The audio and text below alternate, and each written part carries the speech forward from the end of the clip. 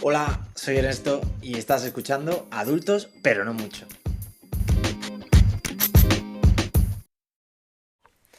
Buenos días familia, feliz miércoles a quien me escuche un miércoles, feliz sábado al que me esté escuchando un sábado y feliz día en general al que me escuche cualquier otro día de la semana. Y si no es feliz, pues nada, oye, que no pasa nada, que ya otro día lo será, que esto fuera como eso. Otra vez por aquí de charloteo con vosotros, que le he cogido el gusto a hecho de sentarme frente al micro y poneros la oreja calentita. Hoy os traía un tema que la verdad es que llevo un tiempo queriendo tratar, no sabía cómo hacerlo, tal, entonces digo, mira, lo escribí, hice un guión el otro día así más o menos y digo, mira que salga eso por donde quiera, pero es algo que realmente me parece importante, es importante para mí, es importante para mi gente, para mis círculos y creo que bueno, que ya que existe esta plataforma que se está creando poquito a poco, pues que hay que ponerlo. Hay que ponerlo en la palestra y muchas veces tendemos a no hablar de ciertos temas y meterlos un poquito debajo de la alfombra porque, bueno, parece que ya no hace falta que hablemos tanto, pero yo considero que sí. Y este podcast está para eso, para que hablemos de todo un poquito, de lo que pincha, de lo que no pincha y que bueno, que lo saquemos para adelante. Hoy el tema del que os quería hablar un poco es de la mierda de representación que ha tenido el colectivo LGBTI en televisión y de cómo pues nunca nos hemos visto representados, hemos crecido sin modelos a seguir, sin historias de amor, sin personajes aventureros o dramas y oye, y sin tener esos sueños hechos películas en la gran pantalla en la que los personajes fueran LGBTI. Los tenemos ahora, no tanto como a lo mejor quisiésemos, pero bueno, sí los tenemos. Y a lo mejor os pasa como a mí, a algunos de los que me estáis escuchando, que estamos un poquito hartos de escuchar que estamos por todas partes. Escuchar que estamos metiendo por los ojos y estoy entrecomillando nuestro estilo de vida y que somos muy pesados con las reivindicaciones, que si no necesitamos un día, que bla bla bla, que bli bli bli, que mira, cállate, Mari Carmen, que eres muy pesada. Así que este episodio no me quiero volver muy intenso, no quiero explayarme ni estar charlando 4 horas sobre el tema, pero lo vamos a poner todo un poquito en contexto, vamos a hablar de verdad de lo que nos ponían en la tele cuando teníamos 10 años y de cómo ha ido cambiando la película. Mi generación y generaciones anteriores a la mía hemos tenido una representación en medios y os hablo a niveles generales, no basado ahora mismo en el colectivo, sino a niveles generales bastante básica, bastante normativa y bastante poco diversa. Hemos visto, pues mira, películas impresionantes, series que nos han marcado de verdad, hemos leído historias en prensa que nos ha picado un poquillo la curiosidad y oye, hemos visto bodas de celebrity, portadas de revistas, anuncios preciosos, pero en ninguno de estos formatos ha habido una representación justa del colectivo LGBTI. Eso sí que nos ha marcado, pero nos ha marcado de manera invisible. Nos ha dejado un vacío creciendo que ahora poquito a poco estamos llenando. Entonces cuando nos viene un tonto y nos dice, es que estáis por todas partes, es como, mira, cállate, eres muy pesado. En los, en los 80 90 todos nos criamos con Disney. O sea, que le levante la mano el que diga lo contrario. Porque no es verdad. Todos nos hemos criado con Disney. Veíamos sus películas, cantábamos sus canciones, soñábamos con sus finales felices. Pues el príncipe salvó a la princesa, se casaron, fueron felices y comieron perdices. Y eso era lo que había, no solo en Disney, sino en todas las películas, en todas las series de televisión que veíamos en nuestra niñez, en nuestra adolescencia. La representación del colectivo era nula. O sea, no existía. Y si lo hacía, normalmente estaba proyectada como algo inusual, como algo aislado, algo problemático, negativo o incluso irrisorio.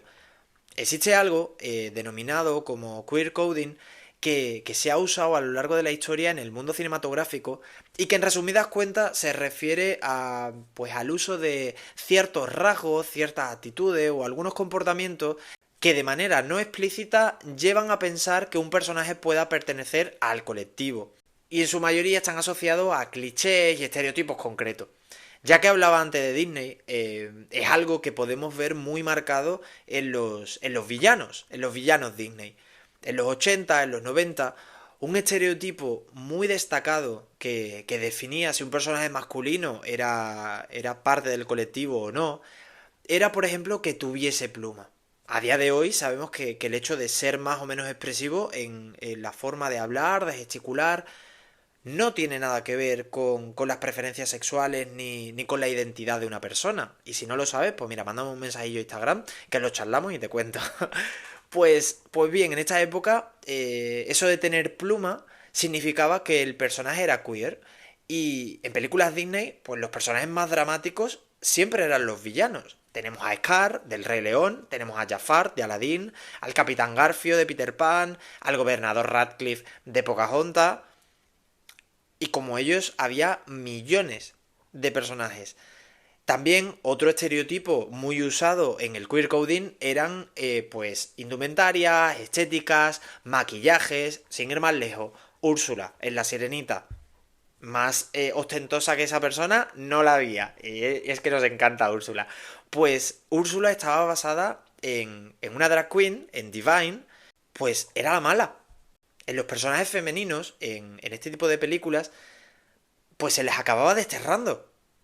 Mujeres como Maléfica, como la reina malvada en Blancanieves, como Cruella de Vil, porque representaban a ese mundo liberal de la teatralidad, del show business, representaban a esas divas de la época como Madonna, ¿no? Que eran transgresoras, que estaban a favor de los movimientos reivindicativos hacia el cambio.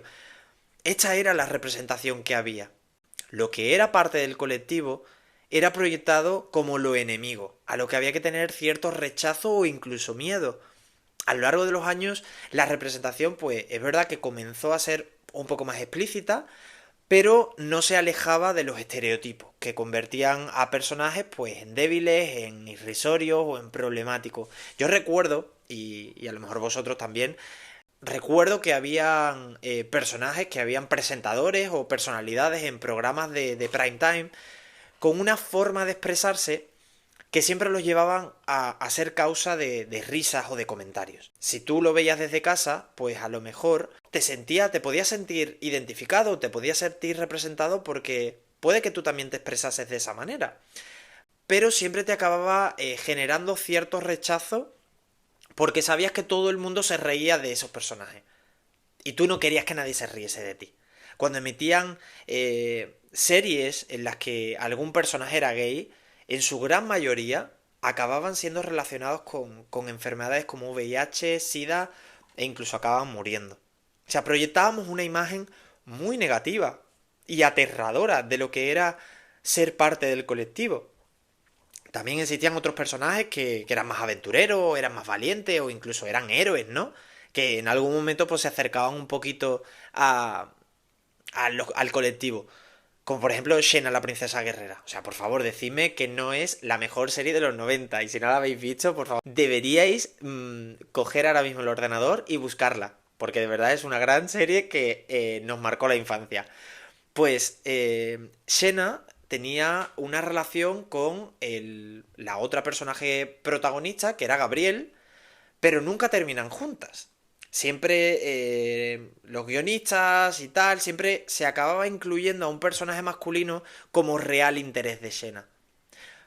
No acercándola a la bisexualidad, que habría sido un punto muy guay, sino queriendo alejarla de un lesbianismo que podía resultar problemático en televisión. Y encima, al final el personaje de Xena muere y no muere con la persona con la que tendría que morir. O sea, todo mal. También pasa en el libro de Fanny Flagg, en Tomates Verdes Fritos, que bueno, se hizo también una adaptación, se hizo una película en la que sus dos personajes principales, Iggy y Ruth, solo son amigas. O sea, tienen una historia preciosa y bueno, y todo el mundo sabe lo que realmente retrata y sabe lo que realmente está representando, pero solo son amigas. Y para llegar a ello, para llegar a ese final medio feliz, una de ellas tiene que pasar por una relación abusiva y de malos tratos.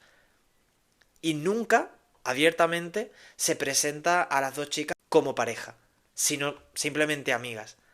Porque como defendían desde la dirección del film en aquella época, y estoy parafraseando, decían, es una película comercial a la que la gente está llevando a sus hijos y a personas mayores. Es decir, no teníamos finales felices, no nos merecíamos tener finales felices. Entonces cuando echo la vista atrás y pienso en mis películas favoritas, en las series que marcaron mi infancia o en mis crush de adolescente, ¿no? Siento un vacío enorme. Porque yo viví en silencio esa falta de representación, ese no verme en la pantalla.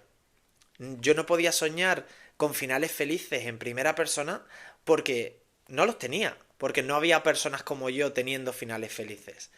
Y toda esa falta de representación o el queer coding negativo lo que hacía era limitar nuestras libertades de querer ser o de querer expresar nuestro amor hacia alguien por miedo, siempre por miedo.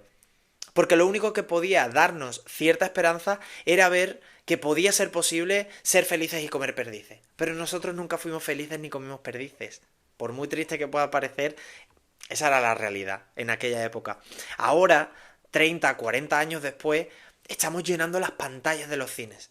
O sea, tenemos una representación muy diversa en series de televisión. Tenemos personajes malos, buenos, personajes valientes, débiles, gente con problemas, gente con poder, que da la casualidad que todos pertenecen al colectivo. Y hoy, 30, 40 años después, estamos viviendo una segunda juventud. Estamos viviendo una segunda niñez al ver estas películas, al ver estas series, al leer estos libros o incluso a ver que existen dibujitos animados con personajes que nos representan. O sea, se nos caen las lágrimas y nos sonrojamos si vemos que en una película de amor las dos chicas acaban juntas y tienen un final feliz, o un personaje queer masculino es el héroe, no acaba muerto. O sea, ahora los directores, los escritores, los cantantes o los personajes de prime time están usando sus plataformas para exponer la realidad que siempre ha existido, que es que estamos entre la población, que no nos hemos multiplicado como los Gremlins cuando los mojaba. No, es que siempre hemos estado aquí, pero sin representación y con mucho miedo. Y ahora ya no tenemos miedo y ahora podemos contar nuestras historias, podemos crear historias nuevas, podemos presentar una sociedad diversa en las pantallas sin tener que justificar nuestra existencia con un queer coding negativo, estereotipado o irrisorio. Que todavía falta mucho, sí, muchísimo. Falta un montón para una representación orgánica y natural. Todavía tenemos que trabajar para que, por ejemplo, no hagan falta que existan las etiquetas en los programas de streaming como Netflix o como Prime Video en los que pongan LGTBI cuando una película incluye a un personaje del colectivo. Porque en cierta manera lo que se está haciendo es avisar de que hay algo diferente en la película.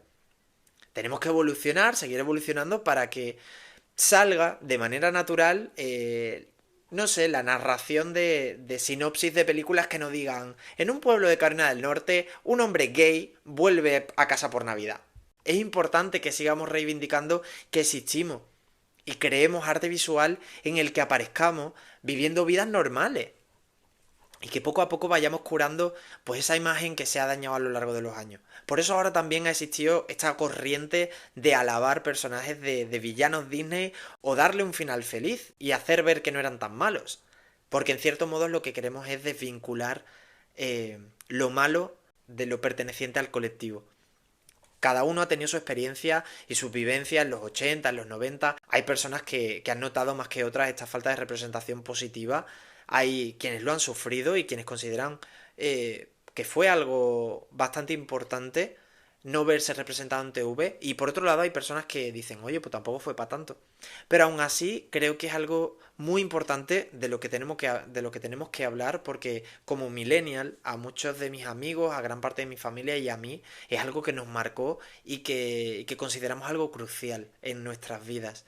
Por eso hoy apoyamos tantísimo el cine o las series o cualquier contenido LGBTI porque queremos crear una corriente que evolucione hacia una representación orgánica y natural, pues sin necesidad de códigos, sin necesidad de etiquetas o de estereotipos que marquen el valor de una persona simplemente por ser de una manera o ser de otra.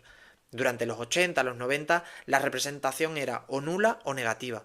Y ahora, quienes creamos contenido y quienes estamos presentes en las artes, somos las personas a las que en aquella época le faltaron esos personajes, le faltaron esas historias, y por eso damos tanta importancia. Por eso le damos voz.